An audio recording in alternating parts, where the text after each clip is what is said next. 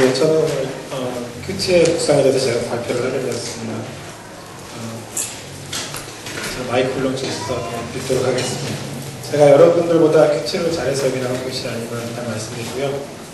큐티 사역팀이라고 해서 여러분들보다 큐티를 잘하는 것은 아닙니다. 아까 목사님 말씀하신 것처럼 또 제 의뢰하고 계신 큐티 교수님들이 참 많습니다. 단지 저는 섬기는 사역팀의 일원으로서 발표를 맡게 된 것입니다. 제가 여러분들께 오늘 말씀드린 것은 큐티를 그동안 하게 되면서 제가 어렵게 느끼고 또한 극복하기 힘든 문제들, 이런 묵상들이 있어서 참 오랫동안 해석돼도 잘 안 되는 그런 문제들을 여러분들과 나누고자 합니다. 동감하신 분들도 계실 거고 또 아니신 분들도 아마 있을 것 같습니다. 첫 번째는 큐티는 내가 말씀을 읽는 것이 아니라 하나님의 말씀을 듣는 것입니다. 그렇기 때문에 오늘은 나왔던 내용인데 큐티를 시작하기 전에 꼭 기도하자.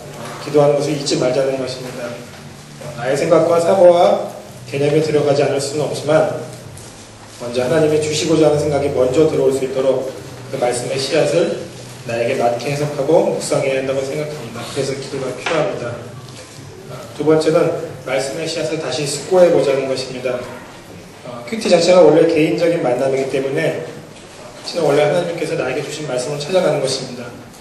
그러다 보니까 나에게 유리하게 적용하게 될 때가 많아지게 됩니다. 그래서 나에게 또한 나의 상황에 쏙 들어맞는 상황을 그 말씀을 찾게 됩니다.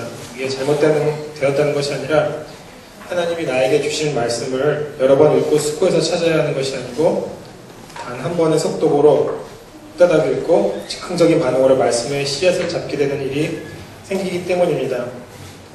이번 주부터 역대하가 시작되었습니다.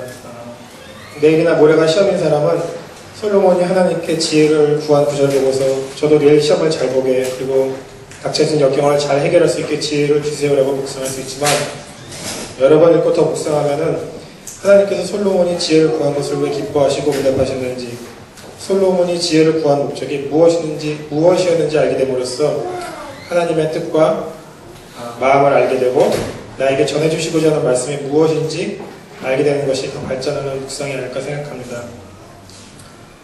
큐티 책에 우리가 하는 생명의 삶이 한 3년에 한 번 정도 성경을 일독하게 되어 있습니다. 그래서 같은 말씀이라도 3년 전에 그 큐티 구절과 지금의 나의 큐티 구절이 이런 묵상을 계속함으로써 더 발전되지 않을까 생각이 듭니다.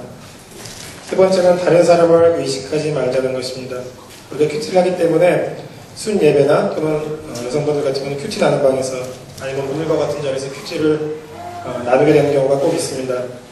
그렇기 때문에 큐티를 하면서도 이 부분에 대해서 순 예배 때나 큐티 나눌 때 생각을 하게 되고 어떤 방식으로 스토리를 구성해서 좀 더 맵시 있게 은혜롭게 말해야겠다고 생각하게 됩니다.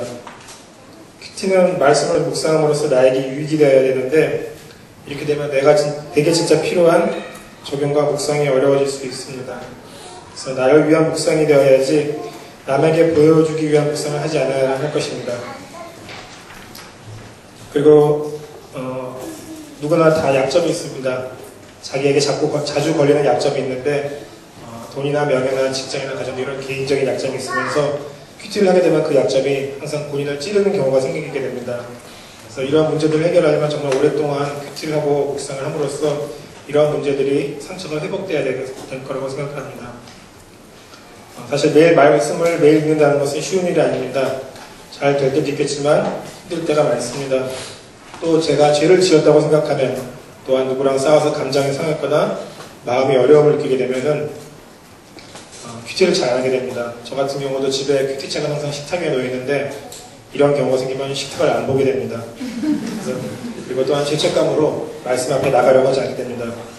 이렇게 되면 점점 말씀과 멀어지게 됩니다. 저 같은 경우 이럴 때는 좀 뻔뻔하지만 눈 딱 감고 돌이켜서 하나님 앞에 용서를 구하고 다시 말씀 앞으로 나가는 훈련을 하고 있습니다. 여러분들도 죄책감이 있더라도 꼭 그렇게 하시길 바랍니다.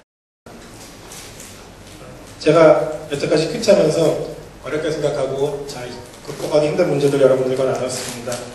이제 큐티 시작하시는 분들 환영하고요. 또 계속 큐티에 오신 큐티 교수님들도 여기 잘 오셨습니다.